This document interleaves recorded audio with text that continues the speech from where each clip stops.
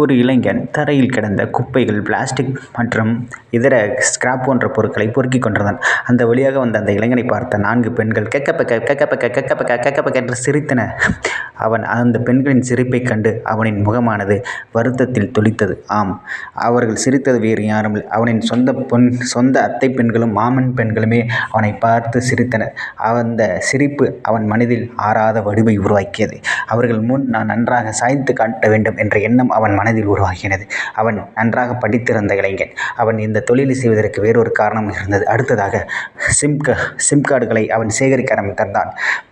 மக்கள் வேஸ்ட் என்று தூக்கி எறிந்த வேஸ்ட் பொருட்களை எல்லாம் தேடி தேடி அலைந்து சேகரிக்க ஆரம்பித்தான். அதில் முக்கியமாக தங்க மூலம் பூசப்பட்ட சிம் கார்டுகள், bank, ATM card, debit card, credit card போன்ற அட்டைகளில் இருக்கும் சிம் கார்டுகள், வைஃபை ரூட்டர்ஸ் போன்றவற்றை எல்லாம் ஸ்கிராப்பை டன் கணக்கில் வாங்கி சேகரிக்க ஆரம்பித்தான். அந்த டன் கணக்கில் வாங்கி சேகரித்த ஸ்கிராப், வேஸ்ட், எலக்ட்ரானிக் ஹார்ட்வேர்ஸ் அனைத்தையும் ஒரு பெரிய மிக்சிங் தொட்டியில் கொட்டினான்.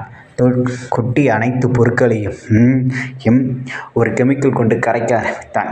பல வேதிவினைகள், ரசாயனங்கள், எலக்ட்ரானிக் மாற்றங்கள் அனைத்தையும் அந்த தொட்டியில் செய்ய ஆரம்பித்தான். கடைசியாக அந்த தொட்டியிலிருந்து தங்கத் துளிகள் கொட்ட ஆரம்பித்தது.